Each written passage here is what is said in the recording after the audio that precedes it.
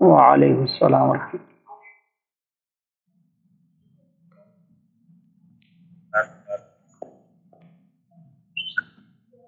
ادارے کے کافی عرصے سے وقت کی اور مصروفیت کی وجہ سے وقت کی الحمدللہ اس ہفتہ مجھے موقع ملا. میرا عنوان جو ہے وہ معرفت امام زمانہ علیہ الصلوۃ والسلام ہے. میں اسٹیپ بائی اسٹیپ کچھ چیزوں کو آپ لوگوں کے سامنے رکھ سکتا ہوں.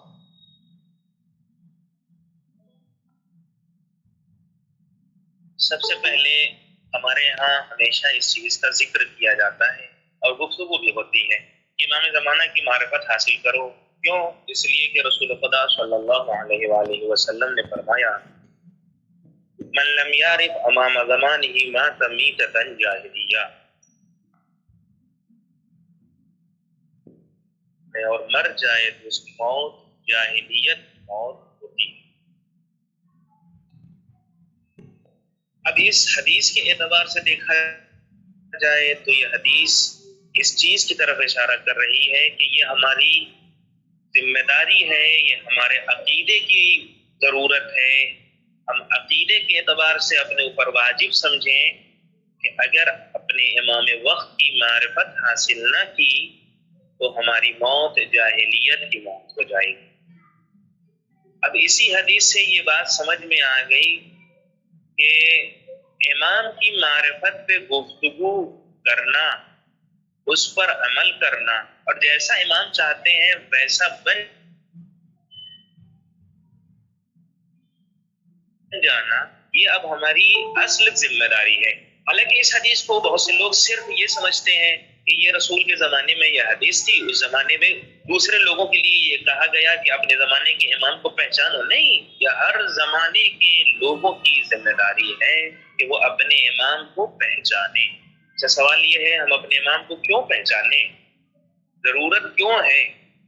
اس لیے ہم اپنے امام کو پہچانیں کہ دنیا میں، اپنی زندگی میں ہر طرح کی بھلائی، خیر و خوبی، اچھائی، آسمان سے بلاؤں کا، آسمان سے رحمت خدا کا نزول، یہ ساری چیزیں اسی امام کی معرفت اور امام کی ہی وجہ سے ہیں.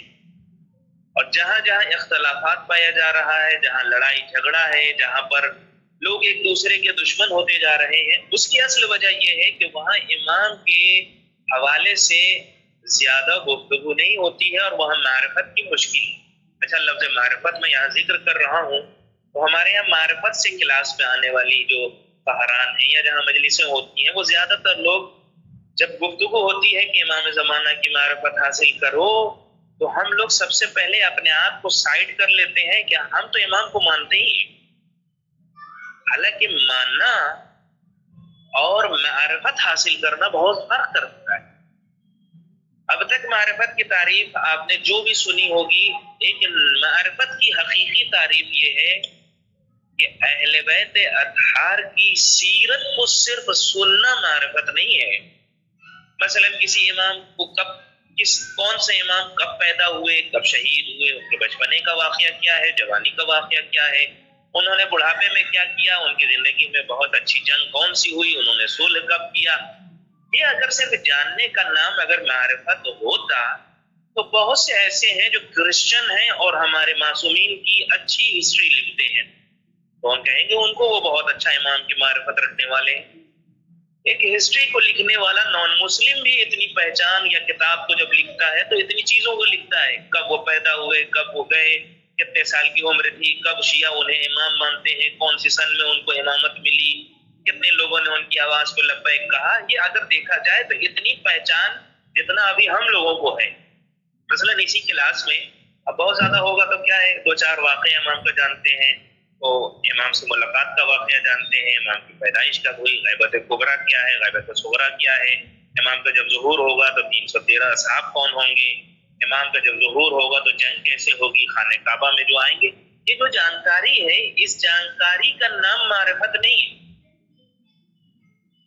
معرفت کی تعریف کیا ہے؟ معرفت کی تعریف یہ ہے کہ اہل بیت اطہار کی سیرت کو اس طرح سے سننا اور اس کو اس طرح سے اپنی زندگی میں اتارنا کہ جس کی وجہ سے ہماری زندگی بدل جائے، اسے کہتے ہیں معرفت حاصل کرنا۔ مثال کے طور پر ہر روز ہم کربلا سن رہے ہیں، ہر روز یزید کے بارے میں سن رہے ہیں، امام حسین کے بارے میں سن رہے ہیں، تو یہ تو 60 سال تک میں مجلس سننے والوں میں سے ہوں، مگر کب میں نے کردار یزید سے نفرت کیا، کب امام حسین کے اچھے اخلاق اور اچھے کردار کو اپنی زندگی میں ہم نے اتارا؟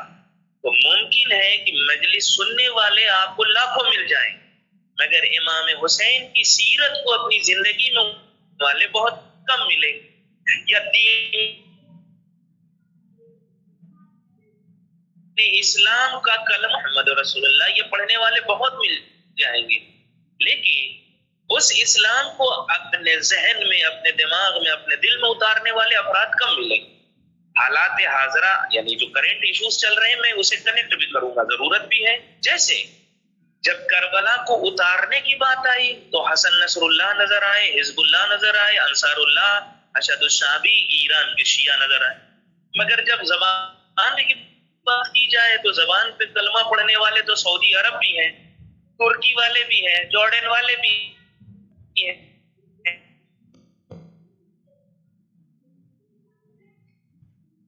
اور 56 ملک ہیں، وہ صرف انہوں نے اسلام کو اپنے اندر اتارا نہیں۔ اور اہل بیت اطہار میں اب ہم لوگ مثلا ہم ہندوستان میں ہیں، ہمارے بہت سے لوگ کہتے ہیں ابھی بھی کیا رہے فلسطین کے مسئلے سے ہم کو کیا لین دین ہے، ارے یہ حزب اللہ جنگ کر رہا ہے، وہ ان کا آپسی معاملہ ہے، ہم سے کیا؟ نہیں، اس کا مطلب یہ ہے کہ کربلا ہم نے سمجھی نہیں۔ جس دن ہمیں حقیقت میں کربلا سمجھ میں آ جائے گی، پھر ہر علاقے میں خود بخود حسن نصر اللہ نظر آئیں گے۔ سمجھ میں آ گئی تو، نہیں سمجھے تو چین سے سو رہے۔ بس ہم نے سمجھ لیا کہ 2 رکعت نماز پڑھنے کو اصل دین کہا جاتا ہے، ہم نے سمجھ لیا روزہ رکھنے کو دین کہا جاتا ہے، ہم نے سمجھا کہ یہ جو عبادتیں ہیں ان عبادتوں کو انجام دینے کو دین کہا جاتا ہے۔ نہیں، آپ ہمیشہ آپ جانتے ہیں آپ کے یہاں کلاسیں تو ہوتی رہتی ہیں، ہمارے یہاں ان چیزوں پہ ضرور زور دیا جاتا ہے، خمس واجب ہے، زکوٰۃ واجب ہے، یہ ساری چیزیں واجب ہے، نماز روزہ واجب ہے، مگر آپ سے میں ایک سوال کروں کہ کیا زمانے سے ظلم کو ختم کرنا یہ کس کی ذمہ داری ہے؟ کون کرے گا؟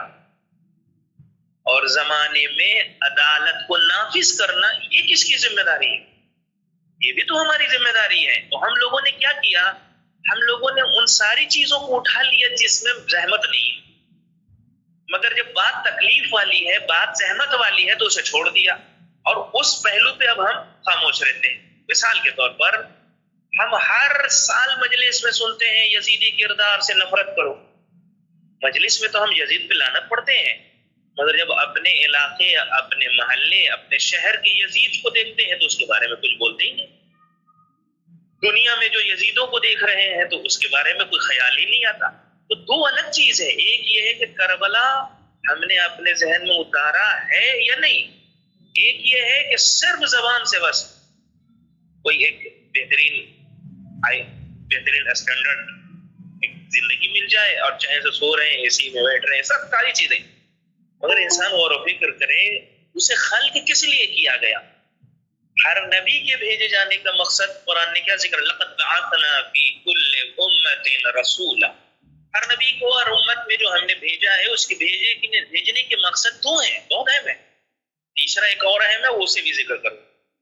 پہلا، ہر نبی اور ہر اللہ کی طرف سے آنے والے کا جو اہم کام تھا وہ یہ تھا، پہلے ان اعبدوا اللہ، اللہ کی عبادت، خود نہیں۔ کیا جناب آدم سجدہ نہیں کرتے تھے؟ وہ تو کرتے ہی تھے۔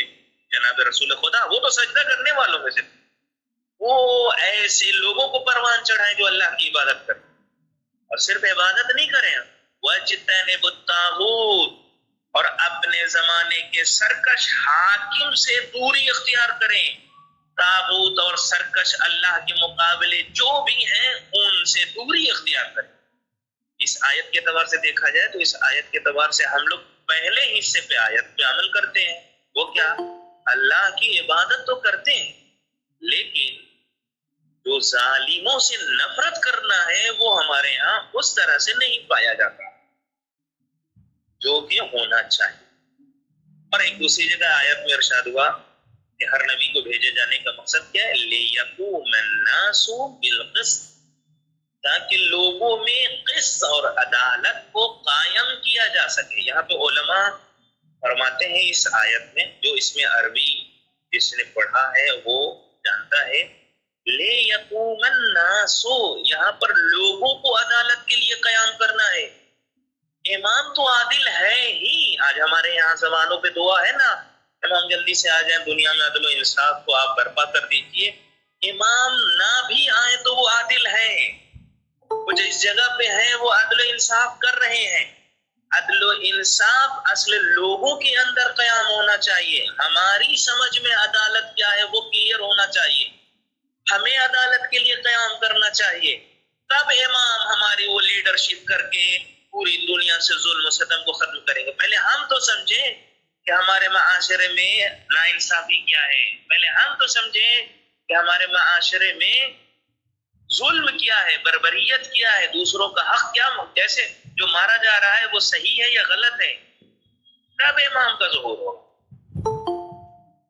پہلی بات جو اب تک ہوئی وہ یہ ہوئی کہ ہمیں امام کی معرفت اس لیے حاصل کرنا ہے کیونکہ ہمارا عقیدہ اس وقت تک صحیح نہیں ہو سکتا جب تک ہم اپنے امام کی معرفت حاصل نہ کریں۔ اور معرفت حاصل کرنے کا مطلب ہے کہ ہم اپنے امام کی سیرت پر ایسے عمل کریں کہ ہماری زندگی میں وہی چیزیں آ جائیں جیسے ہمارا معصوم چاہتا ہے۔ یہ پہلا مرحلہ۔ اور اب بہت سی چیزیں ہو سکتی ہیں، یعنی یہ امامت یعنی مہدویت کی ضرورت عقیدے کے اعتبار سے بھی ہے، سیاست کے اعتبار سے بھی ہے، تاریخ کے اعتبار سے بھی ہے، سسٹم کے اعتبار، یعنی کئی طرف سے بھی، ہر طرف سے ضرورت ہے امام۔ میں اس طرف اب نہیں جاؤں گا، اس لیے کہ دوسرے اور بھی اس سے موضوع سے ریلیٹڈ جو چیزوں کو کور کرنا ہے وہ ایک کچھ ہی دیر میں ساری چیزیں میں آپ کو دے وہ یہ ہے، سوال یہ ہے ہم اپنے امام کو واقعاً کتنا جانتے ہیں؟ بہت زیادہ یہاں پہ اسی کلاس میں، اور میں پورے ہندوستان میں جہاں بھی امام زمانہ پہ کلاس لیتا ہوں، اور جو ہم کو معلوم ہے آنا جانا تو ہے اس اعتبار سے زیادہ کیا ہے، امام کب پیدا ہوئے، ان کی والدہ کا نام، ان کے والد کا نام، ان کی عمر کتنی ہے، غیبت کبریٰ کیا ہے، غیبت صغریٰ کیا ہے، یہ اتنا ہم جانتے ہیں بس، اور کچھ اور چیزیں، دو چار اور چیزیں اور جانتے ہیں، اس سے زیادہ ہم نہیں جانتے۔ مگر اس کے مقابلے میں آپ آ کے دیکھیں ماشاءاللہ کربلا کے ہر صحابی میں، ہم کربلا میں امام حسین کے ہر صحابی کے بارے میں 72 تابوت نکالتے ہیں، معلوم ہے 18 بنی ہاشم کون ہے یہ بھی پتا ہے، علی اصغر نے، مولا جناب علی اصغر نے کیا کہا وہ بھی معلوم ہے، یہ ساری چیزیں، حتی مولا کائنات کی زندگی کے بارے میں، ہم جنگ خیبر میں کیا ہوا، خیبر میں دشمن کون تھا، لڑا امام علی کے لڑے کیسے، مولا امام حسین لڑے کیسے، یہ ساری ڈیٹیل اگر ہم لوگ اپنی مجلس محفل کلاس اگر ہم لوگ خلاصہ کریں تو ہم لوگوں کا نتیجہ یہ نکلے گا کہ ہمارے یہاں بہت زیادہ اگر کسی امام کے بارے میں بات ہوتی ہے تو مولا علی اور اس کے بعد امام حسین، اور سن 61 ہجری کے بعد ہمارے اماموں کے بارے میں باتیں کرنے والے لوگ نہیں، ان کی زندگی کو بیان کرنے والے لوگ نہیں ہیں۔ چوتھے امام کے بارے میں کتنی داستان جانتے ہیں، 5ویں امام، 6ٹھے امام، 7ویں امام، 8ویں، 9ویں، 10ویں، 11ویں،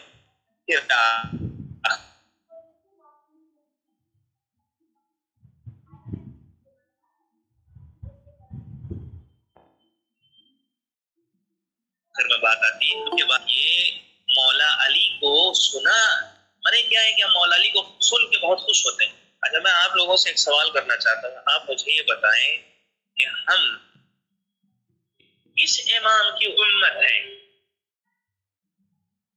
اگر کوئی جواب دے سکتا ہے تو کلاس ہے، جواب بھی دے سکتا ہے، کوئی مسئلہ نہیں ہے۔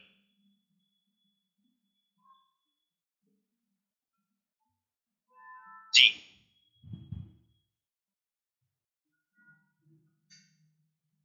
ہم 12ویں امام کی امت ہیں، جیسا کہ جواب ٹائپنگ سے آیا، ہم 12ویں امام کی قوم اور امت ہیں، ٹھیک۔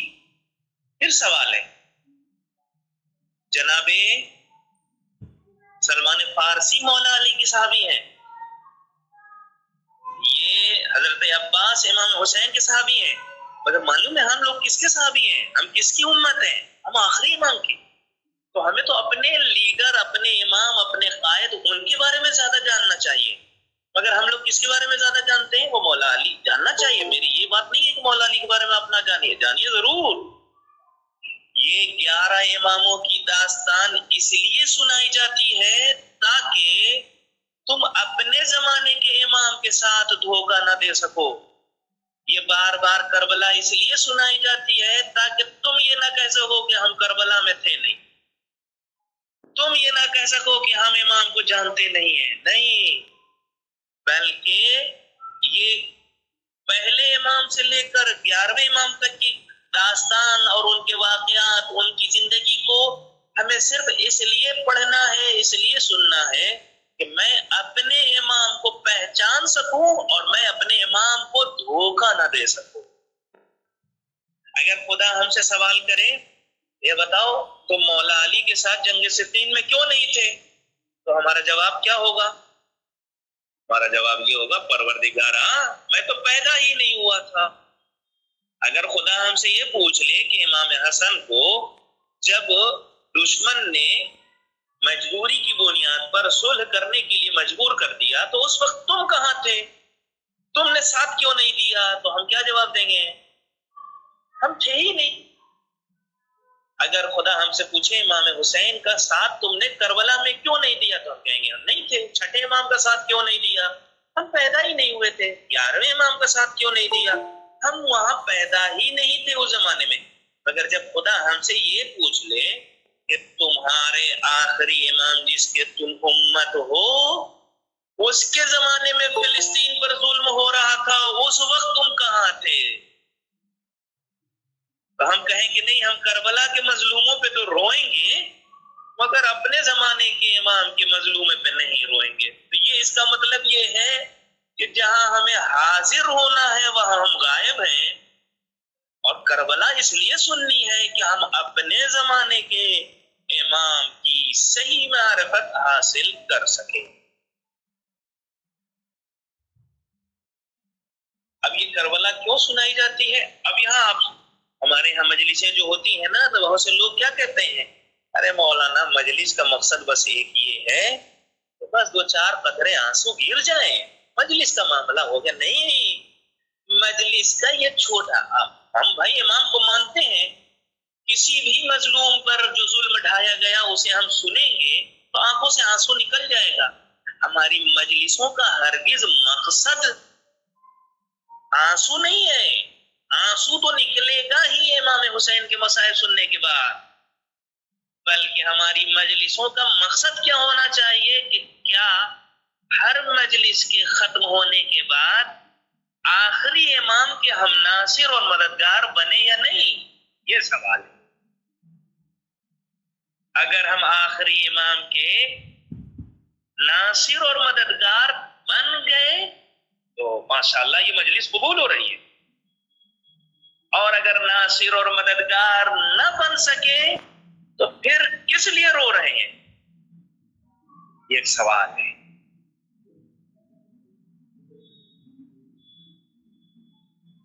سب تک پہنچنے کا، مگر کہاں تک؟ امام تک. اب یہاں پہ اصل میں خواہران کی کلاس ہے تو میں کچھ اور چیزوں کو چھوڑتے ہوئے بہت تیزی سے کچھ اور مطالب کی طرف اشارہ ہے کہ میں نے جو اسپیشل کورس 42-50 گھنٹے میں کیا ہے وہ میں 1 گھنٹے میں تو آپ کو دے نہیں سکتا. کوشش ہے کہ ایک لب لباب اصل گفتگو ایک سرسری طور پر میں آپ کے سامنے ذکر کروں.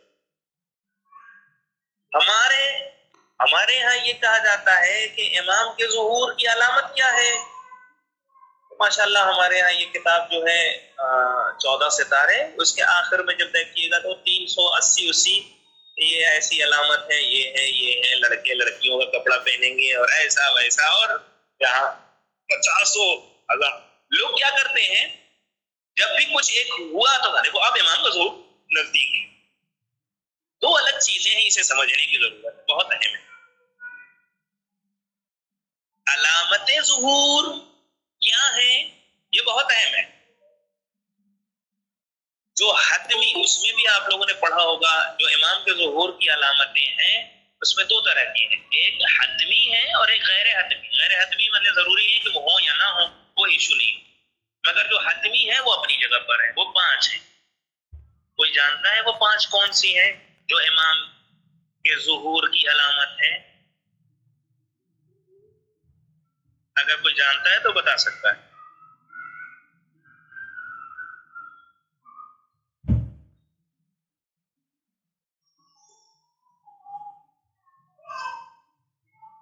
ظاہراً سوچ رہے ہیں لوگ، میں جواب دیتا ہوں۔ 5 علامات حتمی ہیں۔ وہ 5 علامتیں کون سی ہیں؟ پہلی، ندائے آسمانی، وہ آسمان سے جناب جبریل آواز دیں گے، وہ ایک، جس کو سہے آسمانی کے نام سے کتابوں میں استعمال دیکھا جاتا ہے، ذکر کیا جاتا ہے۔ دوسرا، خروج یمانی، یمن کا خارج، یمن سے ایک پورے گروپ کا نکلنا۔ پھر تیسرا، خروج سفیانی، سفیان کا نکلنا، جسے شیطان کے نام سے، اور یہ جو کسی نے لکھا ہے سورج اپنے، یہ 5 چیزوں میں نہیں ہے۔ چوتھی چیز جو ہے وہ ہے خسف معدہ۔ مکہ اور مدینے کے بیچ میں ایک جگہ ہے، جب یہی سفیانی لشکر جب وہاں تک پہنچے گا تو وہ خود بخود وہ زمین ان سارے دشمنوں کو لے کے دھس جائے گی، خسف معدہ۔ اور ایک قتل نفس محترمہ، ایک قتل نفس زکیہ استعمال ہوتا ہے، ایک پاک و پاکیزہ انسان کا قتل کیا جائے گا۔ یہ 5 حتمی علامت۔ اب یہاں بھی یہ بھی سوچنے کی ضرورت ہے، اب یہاں جو غلطیاں ہوتی ہیں وہ اسے سمجھنے کی ضرورت ہے۔ اب ہم لوگوں کا ذہن کیا ہے، اکثر لوگ جس دن جبریل بلائیں گے اس دن، مطلب جس دن، اب لوگ کیا ہے، اب مثال کے طور پر اس زمانے میں اگر کوئی اردن میں اگر مارا جائے تو سفیانی کا خروج ہو گیا، یا سعودی عرب کا خروج ہو گیا، یا بیچ میں شیخ نمر کو جب شہید کیا گیا تو اس وقت کچھ لوگوں نے کہا قتل نفس زکیہ کا معاملہ ہو گیا۔ نہیں، اس میں بھی سمجھنے کی ضرورت ہے۔ یہ 5 علامت وہ علامت نہیں ہے کہ جب یہ ہو جائیں گی تب امام ظہور کریں گے، نہیں، ہرگز یہ نہیں ہے، بلکہ جب امام ظہور کر جائیں گے تو امام یہ واقعاً صحیح والے ہیں کہ نہیں، کہیں کوئی دوسرا دھوکہ تو دینے نہیں آیا ہے، اس امام کو ویریفائی کرنے کے لیے یہ 5 چیزیں ہوں گی۔ دونوں میں فرق ہے، یعنی ایک یہ ہے کہ یہ 5 چیزیں ہوں تب امام آئیں، نہیں، ایک یہ ہے کہ امام آئیں گے، امام کے برحق ہونے کی یہ 5 علامتیں ہیں۔ اچھا، اب امام کا ظہور ٹیکا کس پہ ہے؟ اب آج ہم آپ کو سنائیں گے اور بتائیں گے تو آپ بھی حیرت میں رہیں گے۔ ہمارے یہاں کیا کہا جاتا ہے پروردگارہ امام کا ظہور جلدی کر دے۔ کیا خدا چاہتا ہے کہ امام کا ظہور جلدی نہ ہو؟ نہیں چاہتا۔ امام کی غیبت میں جانے کی وجہ کیا ہے؟ امام کی غیبت میں جانے کی بھی وجہ یہ ہے کہ امام کو امن و امان نہیں تھا، قتل کرنے کے لیے لوگ تیار تھے۔ جس دن ہم امام کو سیفٹی دینے کے لیے آمادہ ہو جائیں، امام کو کوئی قتل نہیں کر سکتا، امام کا ظہور ہو جائے گا۔ مگر ہم کب؟ جیسے حزب اللہ، جیسے ایران، جیسے انصار اللہ، جیسے حسد الشعبی عراقی، یہ لوگ ہیں، یہ امام کے لیے تیاریاں کر رہے ہیں۔ ہمارے ہاں تو اپنے محلے میں اگر کوئی سچ بولتا ہے یا کوئی اگر سچی گواہی دے دیتا ہے تو اس کے خلاف پورا دشمن ہو جاتا ہے، اور ہم وہاں پہ چپ چاپ بیٹھ جاتے ہیں۔ ہم تو اپنے محلے کے کوئی سچ اور غلط میں ہم ایکشن ہی نہیں لے پاتے ہیں، یعنی ہمیں بہت ضرورت ہے کام کرنے کی۔ اب امام کا ظہور 4 چیزیں جس دن ہو جائیں گی وہ امام کا ظہور ہو جائے گا۔ پہلی، خود امام کا وجود چاہیے، خود امام کا وجود ظہور کے لیے۔ ابھی تو غیبت میں ہے، حالانکہ غیبت میں بھی نظریہ یہ ہے، کچھ لوگ سمجھتے ہیں کہ امام غائب ہے، بلکہ اصل یہ ہے کہ امام حاضر ہیں، ہم اندھے ہیں جو امام کو نہیں دیکھ پا رہے ہیں، دونوں میں فرق ہے۔ امام تو حاضر ہے، غائب ہے، ہم امام کو نہیں دیکھ پا رہے ہیں۔ 4 چیزوں میں سے امام کا ہونا ضروری ہے. دوسرا، امام پوری دنیا کی حکومت کے لیے آئیں گے نا. محلے کی حکومت چلانے کے لیے قانون کی ضرورت پڑتی ہے. جب پوری دنیا کی حکومت کے لیے امام آئیں گے تو سوال یہ ہے کہ امام کون سا قانون اپلائی کریں گے؟ امام کی قانون کی کتاب کون سی ہوگی؟ ہے کسی کے ذہن میں؟ جواب دے سکتا ہے؟ امام کس قانون کی کتاب کو لوگوں کے درمیان رائج کریں گے، اس کے ذریعے حکومت کریں گے؟ ہے کسی کے ذہن میں؟ خدا کی کتاب. خدا کی کتاب یعنی قرآن. 2 چیز ہو گئی. تیسرا، اچھا یہ دونوں چیز میں آپ سے پوچھنا چاہتا ہوں کہ یہ کیا امام اور قرآن دونوں یہاں موجود ہیں؟ یہ سبھی ہیں، ایک دم موجود ہیں. آپ لوگ بہتر طریقے سے موجود ہیں ہمارے سامنے. یعنی امام بھی ہے، ہم دیکھ نہیں پا رہے ہیں، قرآن بھی ہے. اب 2 چیز بہت اہم ہے جہاں ہماری ذمہ داری ہے، اور ہم اپنی ذمہ داری ہی سے زیادہ کاہل ہیں، اس کے بارے میں غافل ہیں، اس کے بارے میں ہم غور و فکر نہیں کرتے، سمجھتے نہیں. تیسری چیز یہ ہے، امام کو ناصر و مددگار کی ضرورت ہے.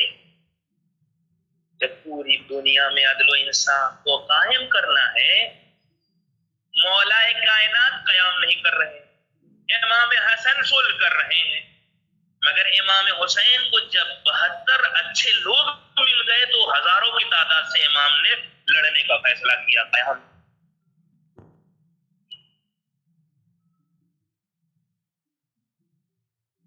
امام کو ایسے ناصر و مددگار چاہیے جو امام کی آواز پہ لبیک کہتے ہوئے نظر آئیں. تیسری چیز. اور چوتھی چیز کیا ہے؟ ایسا ناصر و مددگار چاہیے، ایسا ناصر جو یہ نہ کہے کہ ارے صرف جاب والے ٹائم پہ میں مولا آپ کا ساتھ دوں گا. نہیں، سوتے ہوئے بھی اٹھا کے کہا جائے چلو تمہیں چلنا ہے. ایسے نہ رہے، یعنی ہر وقت تیار رہنے والا ناصر و مددگار چاہیے امام کو.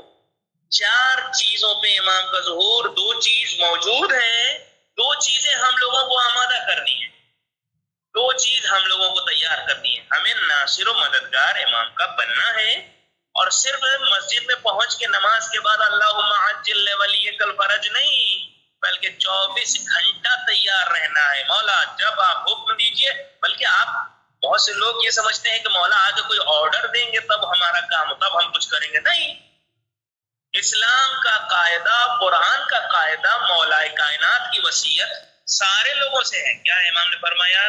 کونا للظالم خصما وللمظلوم اونا. ظالم کے لیے سخت، مظلوم کے لیے مددگار بن جاؤ. تو یہ امام علی کی وصیت جب ہے تو اب اس وصیت کے ذمہ دار کون ہیں؟ ہم ہیں. ہم یہ نہیں سوچیں گے کہ امام اب آئیں گے تو ایک لسٹ تیار کر کے دیں گے کہ جیسے ہم لوگ اپنے سمجھتے ہیں نا کہ امام جیسے اپنے یہاں جاؤ یہ چاول لے لینا، یہ لے لینا، لکھ کے نہیں. ہمارے پاس وہ چیزیں موجود ہیں.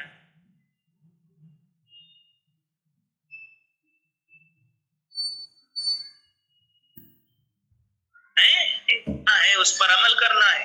قرآن بار بار کہہ رہا ہے اللہ کے علاوہ کسی کی بھی عبادت نہ کرو.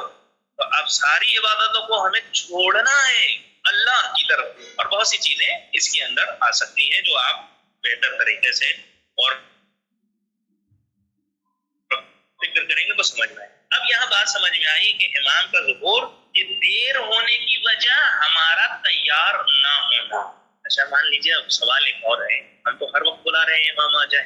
ہمارے یہاں انڈیا میں وقف بورڈ کا مسئلہ ہے، گورنمنٹ کی طرف سے اسے پاس کیا جا رہا ہے وقف ایکٹ. ہماری اتنی کیپیسٹی ہے اس وقف ایکٹ کو ہم رد کروا دیں، ہٹوا دیں.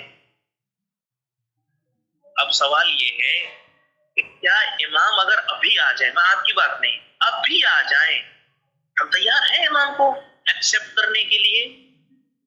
امام کو سب سے زیادہ اپنے لوگ جو دعویٰ کرتے ہیں نا وہی امام کو اصل میں جلدی سے قبول نہیں کریں گے. سب سے پہلے امام آ کے کہیں گے تم ظلم نہ کرو، اور ہم پہلے ہی ظلم کیے بیٹھے ہیں. امام آگے کہیں گے کہ تم چور، یعنی لوگوں کا حق نہ کھاؤ، اور ہم وقف بورڈ کا متولی بن کے پورا لوٹے ہوئے ہیں. ہم کیا تیار ہیں؟ یا جیسے ہمارے یہاں کوئی مہمان آتا ہے تو ہم صوفہ بھی سجاتے ہیں، سب کچھ سجاتے ہیں، کھانا بہترین بناتے ہیں، دسترخوان بچھاتے ہیں، سب کچھ. کب اس طرح سے اپنے امام کو ہم نے بلایا ہے مولا آج 24 گھنٹہ کوئی گناہ نہیں کروں گا، صرف آپ نے جو چاہا ہے وہی کام کروں گا، بس ایک شرط ہے کہ آپ ہم سے ملاقات کر لیجیے. کب 24 گھنٹہ ہم اپنی زندگی میں اور کم کر لیتے ہیں، 1 گھنٹہ 10 گھنٹہ 5 گھنٹہ کہہ سکیں کہ میں نے اپنے مولا کے لیے وقت کیا تھا؟ نہیں ہے. تو اگر امام آ بھی جائیں اس زمانے میں تو اصل اس کا فائدہ تو حزب اللہ والے اٹھائیں گے، ایران والے اٹھائیں گے. ہم تو تیار ہی نہیں ہیں، ہم کیسے امام کو مثلا مان لیں گے آسانی سے؟ یہ ابھی بہت بڑا سوال ہے. اس کا مطلب یہ نہیں ہے کہ ہم نا امید ہو جائیں، نہیں، ہم وعدہ کریں مولا ہم کوشش کریں گے. ایسے بہت سے، ٹھیک ہے لشکر میں سارے کمانڈرز جو ہوتے ہیں اس لیول کے ہم نہیں ہیں، مگر چپل اپل اٹھانے لائق کے تو ہیں، مگر اس کے لیے بھی ایماندار ہونا ضروری ہے نا. اس کے لیے بھی بیسک جو ضرورت ہے وہ دین کی بنیادی چیزیں تو جانکار ہوں، اس کے اوپر عمل کرنے والا ہو. یہاں تک میں پہنچا. اب اس کے بعد کا مرحلہ، اب 313 جو ہیں وہ کون لوگ ہیں اور اب تک ہوئے کہ نہیں؟ کیا ہے؟ ارے امام کے غائب ہونے کے بعد سے کیا اب تک 313 لوگ نہیں ہوئے ہیں؟ دیکھیے 313 میں شرط کیا ہے وہ بہت ہے. 313 زندہ لوگ چاہیے، مرے ہوئے نہیں. اب یہ ایک ستم، پہلی چیز. دوسری چیز، وہ 313 ان میں سے ہر ایک، یہ بھی روایت سے، ان میں سے ہر ایک ایسا ہو کہ جس کے پیچھے امت آ جائے، یعنی اس کا ایک، یہ 313 اصل کمانڈر ہوں گے، یہ اصل ہوں گے، ہر آدمی کے پیچھے لاکھوں لاکھوں کے لوگ ماننے والے ہوں گے. اب اس زمانے میں اگر غور و فکر کریں آپ تو لاکھوں لوگ کہاں نظر آ رہے ہیں؟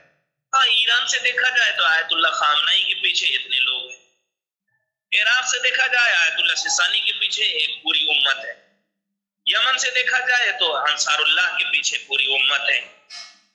سید حسن نصر اللہ حالانکہ شہید ہو گئے، اللہ ان کو معصومین کی جوار میں زندگی عطا فرمائے. یعنی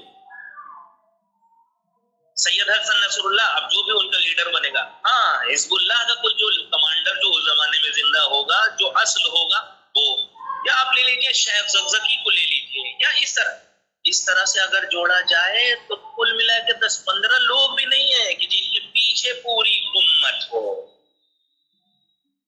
ہمارے یہاں تو لوگ مجتہد کا کوئی فتویٰ سمجھ میں نہیں آتا، کہتے ہیں ارے مجتہد کام کا نہیں. ادھر حزب اللہ کی کامیابی کے پیچھے راز کیا ہے؟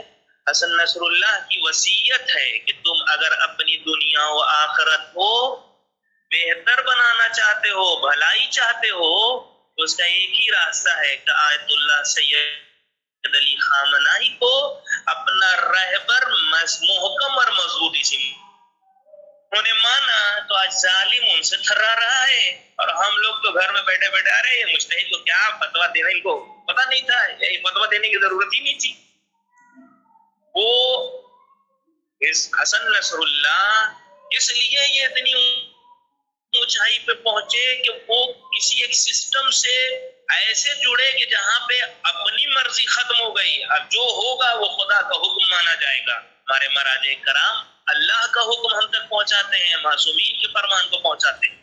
ابھی تو ہم مجتہد کے حوالے سے بھی اتنا مضبوط نہیں ہوئے ہیں. ہمارے پاس اگر ہمارا مجتہد کہہ دے چلو نکلو، ہمارا مجتہد تو چیخ چیخ کے کہہ رہا ہے، ابھی کہا ہے نا لبنان میں جو ظلم ہوا ہے اتنے گھر برباد ہو رہے ہیں. آیت اللہ سستانی نے بھی کہا، آیت اللہ خامنائی نے بھی کہا کہ سہم امام کا آدھا حصہ انہیں دیا جا سکتا. یہ تو بات ہمیں ابھی سمجھ ہی میں نہیں ہے، ابھی تو مظلوم کی مدد بھی کریں یا نہیں کریں. میں مثال سامنے کی دے رہا ہوں تاکہ بات واضح ہو جائے. امام کا ظہور 313 کمانڈر ہوں گے. اب یہ 313 ہی پہ تھوڑی سی بات کریں بس. اس میں 50 عورتیں ہوں گی. ہمارے ہاں عورتوں کو کیا سمجھایا گیا ہے؟ عورت گھر کا کام، بچے کی پرورش، اور بس، اس سے زیادہ نہیں. ارے عورت اگر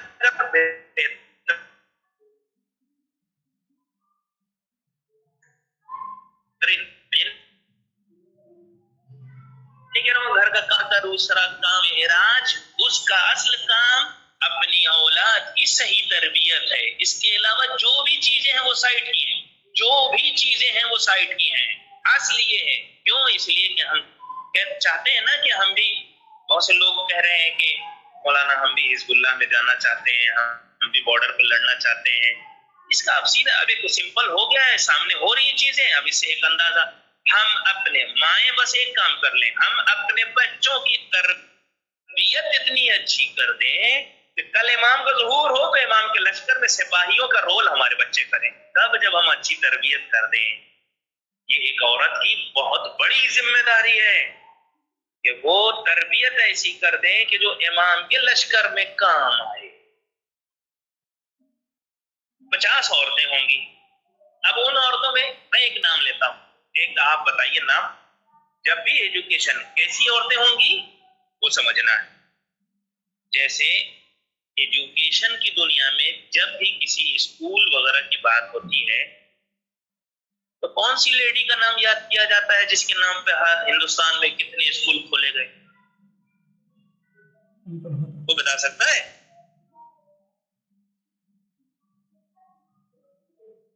مدر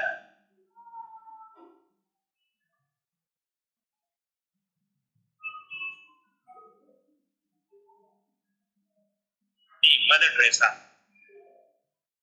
ایسی ایک عورت جس نے پوری دنیا میں ایجوکیشن میں انقلاب لا دیا. ایسی 50 عورتیں چاہیے امام کے لشکر میں. ایسی عورتیں. مثال کے طور پر یہی کلاس لینے والی جو خواہر ہیں، یا اپنے اعتبار سے 100 لوگوں، 50، 100، 150، مگر اسی طرح سے نہ جانے ایسی عورتیں جو سماج کو بدلنے میں جن کا رول ہو، جن کا سماج کو چینج کرنے میں جن کا بنیادی کردار ہو. مثلا ایک عورت وہ ہے، دو الگ مرحلے ہیں. ایک مرتبہ یہ ہے کہ ایک عورت آ کے کہے کہ میں حجاب کو کبھی میں نے اپنی زندگی میں نہیں اتارا. ایک یہ معاملہ ہے. تو یہ والا نہیں، بلکہ ایک عورت آ کے وہ کہے کہ میں اپنے ملک میں حجاب نہ اتارنے کی ایسی تحریک چلائی کہ جس کی وجہ سے کروڑوں لوگ میرے فالوور ہیں اور کروڑوں ایسے ہیں کہ جو کبھی اپنی زندگی میں حجاب نہیں اتارتے. ایسی عورتیں 50 چاہیے امام کے لشکر میں. اور امام کے لشکر میں ہر طرح کے لوگوں کی بھی ضرورت ہے. یہ تو اصل میں 313 کا معاملہ ہے. مگر اس کے بعد 313، اچھا وہ چیزیں رہ گئیں کب امام آئیں گے، اور جب بھی آئیں گے یہ 313 جو ہوں گے نا، یہ امام کے پاس جبریل کی آواز سے پہلے پہنچ جائیں گے. وہ جبریل کی آواز تو ہمارے لیے ہوگی، وہ سہے آسمانی جو ہے وہ آواز ہمارے لیے ہوگی. وہ یہ لوگ روایت میں ہے کہ ماہ مبارک رمضان میں یہ 313 لوگ امام کے پاس پہنچ جائیں گے. مکہ میں ایک جگہ ہے مقام زیتوا پہ یہ لوگ امام کے ساتھ رہیں گے. 4 مہینہ امام کے ساتھ معاملہ ہوگا، ٹریننگ ہوگی. امام کچھ چیزیں ان لوگوں کو بیان کریں گے. اور پھر محرم میں عاشور، روایت کے اعتبار سے عاشور کو امام کا ظہور ہوگا خانہ کعبہ سے. یہ 4 مہینہ وہاں پہ یہ 313 جو کمانڈرز ہوں گے یہ وہاں امام کے پاس. اب جیسے ہی امام کا ظہور ہوگا اس وقت روایت ہے کہ خانہ کعبہ میں امام، اچھا یہ بھی ہم شروع میں ذکر کر رہے تھے نا کہ یہ کربلا، یہ عزاداری، یہ ہمیں کیوں سنائی جاتی ہے؟ اس لیے کہ اسی سے ہم پوری دنیا میں ہماری پہچان ہے. آج کربلا اور امام حسین ہی کی وجہ سے آپ پورا کا پورا غزہ اور فلسطین سنی ہونے کے باوجود بھی حسینی، بڑی بات ہے. اور امام جب آخری امام آئیں گے تو پہلا جو ان کا نعرہ ہوگا، پہلی جو بات کہیں گے وہ کیا کہیں گے؟ وہ کہیں گے الا یا اہل العالم، اے دنیا والو، انی جدی الحسین، میرے جد کا نام حسین، قتلوہ پہچانا، جنہیں پیاسا. کیوں امام آخری امام اپنا انٹروڈکشن امام حسین سے کر رہے ہیں؟ اس لیے کہ امام حسین پوری انسانیت کے لیے پہچانا ہوا چہرہ. کسی کو عزت چاہیے امام حسین کی وجہ سے، کسی کو ذلت کی زندگی سے نجات چاہیے امام حسین اس کے مسیحا. اگر کسی کو ظالم کے سامنے جھکنا نہیں ہے، سر کٹانا ہے، سر دینا نہیں ہے، تو یہ امام حسین. یعنی جو بھی چیزیں ہو سکتی ہیں دنیا میں انسانیت کے نام پر، اس کے اصل مسیحا امام حسین. اسی لیے آخری امام اپنا اب ہم لوگ جب امام آئیں گے تو امام اس طرح سے تھا. اگر ہم اپنے آپ کو کہتے ہیں حسینی ہیں تو اب اس کا مطلب یہ ہے کہ ہم ظالم کے سامنے کبھی جھکنے والوں میں سے نہ بنے. ہم حسینی ہیں، ہم ظلم سے نہ بنے. ہم حسینی ہیں،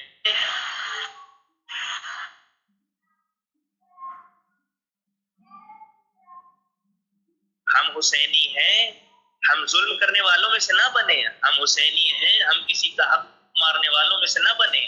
ہم حسینی ہیں، ہم کسی کا حق لوٹنے والوں میں سے.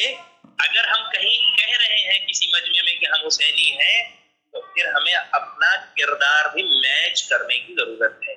یہ بہت اہم ہے. میں یہاں تک آیا ہوں، آخری بات اور بات ختم. تاکہ آپ لوگ کہیں اگر بات کرنا چاہیں تو اس پہ بات کر سکتے ہیں. مکمل 7 مہینے جنگ ہوگی. اس جنگ میں سامنے لاکھوں لوگ امام کے چاہنے والے شہید ہوں گے. کافی لوگ مریں گے، ایسا نہیں ہے. بہت لمبی جنگ ہے. آتے کے ساتھ امام کا ظہور نہیں ہوگا، اور ظہور ہوگا تو فوراً حکومت نہیں بنے گی. 7 مہینہ مکمل جنگ ہے. امام کا سلوگن کیا ہوگا؟ امام کا شعار اور سلوگن یہ ہوگا، جسے بھی عدل پسند ہے وہ میرے لشکر میں آ جائے. امام کا سلوگن یہ نہیں ہوگا جو میرا شیعہ ہے وہ میرے ساتھ آ جائے. نہیں، امام کا سلوگن یہ ہوگا جسے بھی عدل پسند ہے لشکر میں آ جائے. اس سلوگن کا فائدہ ہندو بھی امام کے لشکر میں ہوگا، سنی بھی ہوگا. ہر مذہب کے لوگ جنہیں عدل پسند ہے وہ امام کے لشکر میں آ جائیں گے. اور اگر شیعہ ظلم کرنے والا ہوگا تو شیعہ ہونے کے باوجود بھی امام کے لشکر میں نہیں جا سکتا. ہاں، یہ الگ بات ہے کہ لوگ الگ الگ مذہب سے آئیں گے امام کے سامنے عدل و انصاف کی وجہ سے، اور جب امام کا کردار سامنے دیکھیں گے تو ممکن ہے کہ یہ سب کے سب امام پر ایمان لائیں اور مسلمان ہو جائیں. تب وہ قرآن کی آیت اس کا مصداق بھی ثابت ہوگا. کیا ہے؟ لِيُظْهِرَهُ عَلَى الدِّينِ كُلِّهِ وَلَوْ كَرِهَ الْمُشْرِكُونَ. دین اسلام ہر دین پر غالب ہو گیا، ظاہر ہو گیا، تاکہ دین اسلام ہر دین پر غالب آ جائے، چاہے یہ مشرکوں کو ناپسند ہی ہو. اب یہاں سے بہت سی چیزیں، اب میرے پاس وقت بھی نہیں ہے، اور انشاءاللہ پھر کبھی اگر موقع رہا تو ضرور ذکر کروں گا. ہماری گفتگو یہیں تک پہنچی. اب اس سے یہ ہے کہ اب ہمارا کردار بہت اچھا ہونا چاہیے، ہمیں ایمان کے لیے آمادہ ہونا چاہیے، نا امید نہ ہو. ہم اپنی ذمہ داری نبھائیں. کسی کے لیے امام کا ظہور، کسی کی ملاقات ہو یا نہ ہو، جس دن ہم اچھے ہو جائیں گے ہمارا امام ہم سے ملے گا. آخر میں خدا سے دعا، خدایا ہمیں اس وقت تک موت نہ دینا جب تک ہمارے اعمال ایسے نہ ہو جائیں کہ جس سے ہمارا امام وقت خوش ہو. ظالموں کو خدا نابود کر دے، مظلوموں کی مدد فرما، پریشان حال کی پریشانیوں کو دور فرما. خدایا غزہ، فلسطین، حزب اللہ، انصار اللہ، یہ جتنے مجاہدین لڑ رہے ہیں خدا انہیں کامیابی عنایت فرما. اسرائیل، امریکہ انہیں نابود کر دے.